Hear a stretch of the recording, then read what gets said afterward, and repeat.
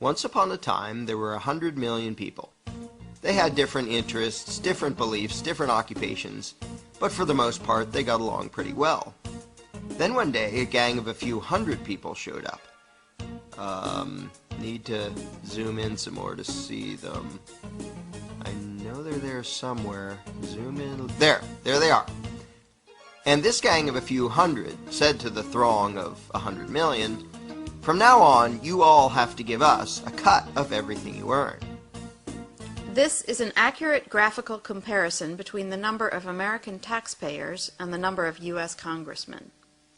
And the throng said, "Gosh, do we have to give you a cut of what we earn?" And the gang of a few hundred said, "Yes, you have to." And the throng said, "Well, okay, I guess we have to." And one little troublemaker asked, "What if we don't?" The gang of a few hundred didn't like this and said, "If you do not comply, we shall unleash upon you our legions of enforcers." And the throng cried, "Oh no, please don't. We will comply, we will pay." This is an accurate graphical comparison between the number of American taxpayers and the total number of IRS employees. Time went by, and the gang of a few hundred said, "Now we want more of what you earn." And this kept happening over and over again, until eventually some of the throng were paying almost half of what they earned to the gang. Whenever the gang demanded more, the throng would say, "Golly, we're already having a tough time. Do we really need to give you even more?" And the gang always said, "Yes, you must, or we shall unleash our legion of enforcers." Now the gang of a few hundred was getting trillions of dollars every year, spending it on wars and pyramid schemes, giving away goodies to their friends, buying influence, and doing lots of other things. And some of the throng started saying, "We don't really like the war you're waging with the money we give you. Do we really have to be paying for that?" And the gang said, "Yes, we demand it. Don't make us send out our legion of enforcers." And some of the throng said, "You're taking our money and giving it to huge corporations and giant banks, and some people who just don't want to work. A lot of these things we don't like." And the gang said, "We don't care. We will decide how to spend it. You just do as you're told, or else."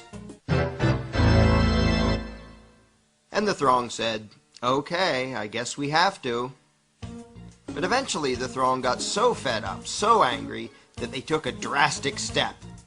One day they said to the gang, "We don't like what you're doing. We want a new gang." And after pouring a huge amount of time and money into the effort, they replaced the gang with a new gang. Then the throng pleaded with the new gang, "Now, at long last, can we keep our own money, or at least keep more of it?" And the new gang said, "Sorry, but after much discussion, we've decided that you can't. You have to keep giving us what you've been giving, in fact, a little bit more than before." The throng was distraught and said, "This is dreadful. But after all, what choice do we have? I mean, they say we must comply, and they have that scary legion of enforcers. We're powerless against them. We'd better just do as we're told."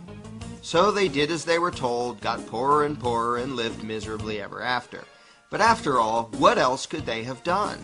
What power could this throng possibly have compared to this gang of a few hundred and their enforcers?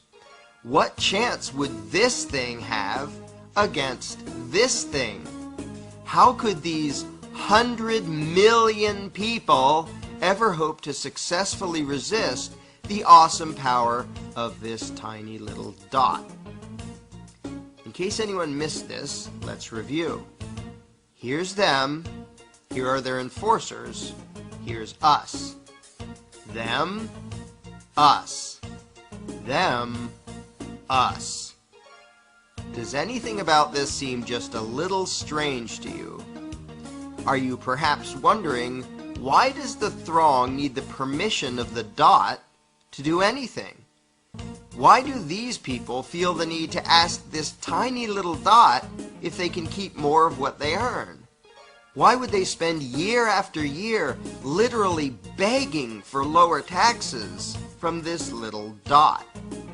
Is this dot just really darn intimidating? Is it very persuasive in its reasoning? To be blunt, why would this throng give a rodent's backside what this tiny little dot wanted? The fact that this tiny dot has the gall to issue such demands to such a throng is pretty startling in and of itself. But what is far more amazing is that the throng obeys this minuscule little parasitic gang of control freaks. What could possibly explain this? Let's ask the dot. This is how it works. When we, the dot, take your money and spend it on things you don't like, we're representing you. In fact, though you're not allowed to actually keep your own money, you're allowed to decide which little dot will steal half of what you earn. So that really means that you're in charge and that you're agreeing to give us your money. In fact, we, the dot, are serving you when we take your money and spend it on things you don't like. And so you should thank us and treat us with great respect and honor for having robbed you on your behalf for your own good in order to serve you by doing things you don't want us to do. So there you have it. I hope that cleared everything up for you.